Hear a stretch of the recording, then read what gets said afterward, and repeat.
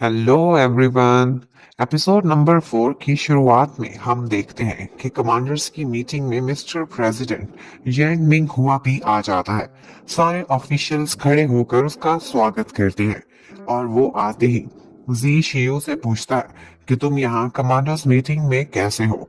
और जी शियू कितना हाजिर जवाब है ये तो हम सब जानते ही हैं। वो बहुत ही सुंदरता से जवाब देता है कि यांग मिंग हुआ उसे भी ये मीटिंग अटेंड करने की इजाजत दे देता है। फिर वो कमांडर यिंग शिंग से डीमन ट्राइब की प्रिंसेस से रिलेटेड डिस्कशन करते हैं कि उसका क्या किया जाए।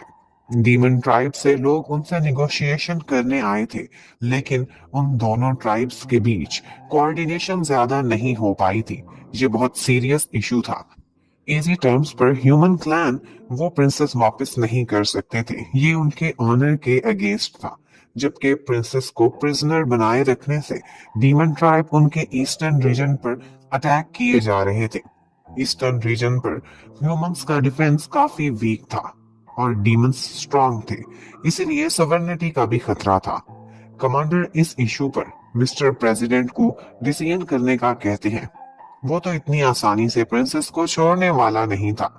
ईस्टर्न साइड पर एक्स्ट्रा ट्रूप्स भेजने का ऑर्डर कर देता है ताकि वहां का डिफेंस कुछ स्ट्रांग हो जाए।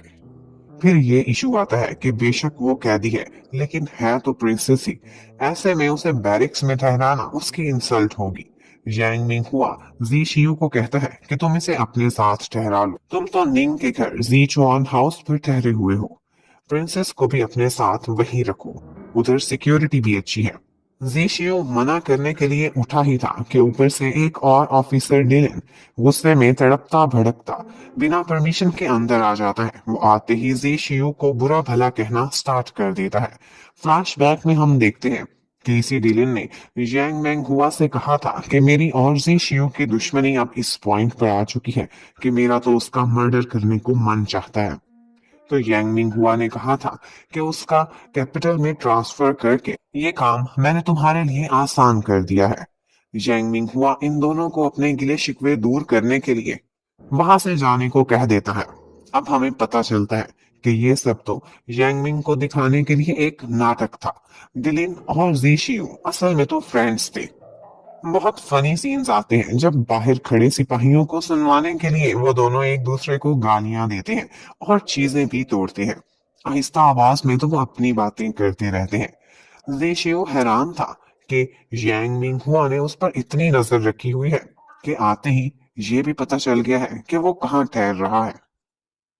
यहाँ पर वो दोनों एक लड़की जिया का भी जिक्र करते हैं जिसको डिलिन लाइक करता था और जी शियू को कहता है कि जिया का नाम ना लिया करो, उसे भाभी कहकर बुलाया करो।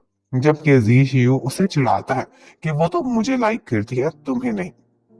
एक सिपाही कान लगाकर उनकी बातें सुन रहा था कि वो धड़ाम से दरवाजे के ऊपर ही एक बड़ा सा गुलदान तोड़ देते हैं और उसे डरा के वहां से भगा देते हैं कि अंदर तो बहुत बड़ी युद्ध चल रही है। फिर सीक्रेटली डिलिन उसे बताता है कि मिस्टर प्रेसिडेंट की किल लिस्ट पर तुम्हारा और दूसरा यिंग शिंग का नाम है। यिंग शिंग ईस्टर्न साइड पर काफी स्ट्रांग था और यांग मिंग हुआ को डर था कि एक दिन वो उसको पावर से गिरा भी सकता है। यहाँ हम कह सकते हैं कि डिलिन यांग मिंग हुआ के करीब रहने वाला जी शियू का एक जासूस था।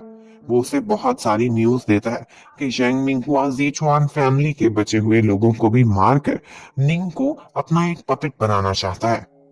अब रात को स्टर्लिंग, डिलिन और जी शियू की एक सीक्रेट मीटिंग का भी डिसाइड होता है। वहां से निकलने से पहले फिर डिलिन जी शियू को काफी मारता भी है ताकि चोटों के निशान भी हों, खाली धूम धमाका नहीं।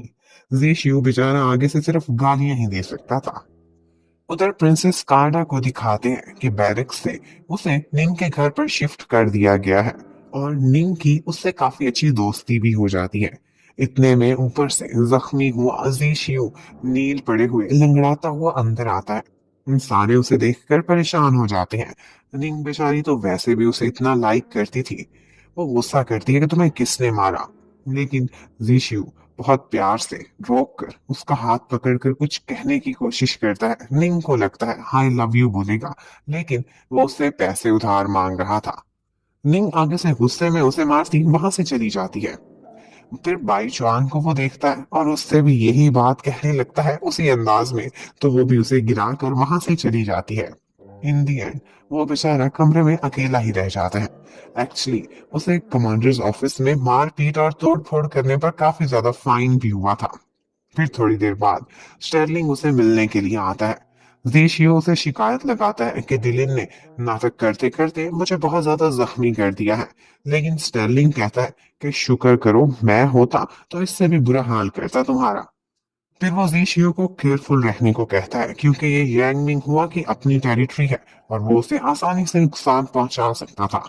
डिनर के बाद जीशियो उसे अपने साथ ब्यूटी देखने के लिए जाने को कहता है, लेकिन स्टर्लिंग इनकार कर देता है। स्टर्लिंग फिर अंदर जाता है और जब निंग के साथ कार्टा को बैठे हुए देखता है तो बस देखता ही रह जाता है। उसने इतनी सुंदर लड़की पहले कभी भी नहीं देखी थी। फिर डिनर करते हुए भी स्टर्लिंग कार्टा के सामने बैठा ब्लश करता रहता है। बाकी ऑफिसर स्टर्लिंग से उसके कारनामों के बारे में बताने को कहते हैं, लेकिन स्टर्लिंग हर सवाल का उल्टा जवाब देकर एम्बेरस होता रहता है। वो कार्डा की वजह से काफी नर्वस हो रहा था। इवन के फिर ड्रिंक लेकर सारे लोग टोस्ट करते हैं और बैठ जाते हैं, लेकिन स्टर्लिंग पता नहीं किन ख्यालों में खोया बैठना ही भूल जाता है। और उसकी इसी तरह की उल्टी सीधी हरकतों को देखकर जीशु जल्दी जल्दी उसे वहां से लेकर चला जाता है और फिर दिखाते हैं कि रात को वो खुद को कवर करके कहीं जाते हैं ताकि कोई उनको पहचान ना सके। और फिर वो लोग एक बार में चुप कर किसी से मिलते हैं और यहीं पर एपिसोड नंबर 4 खत्म होती है। Thank you for watching, stay connected, bye bye.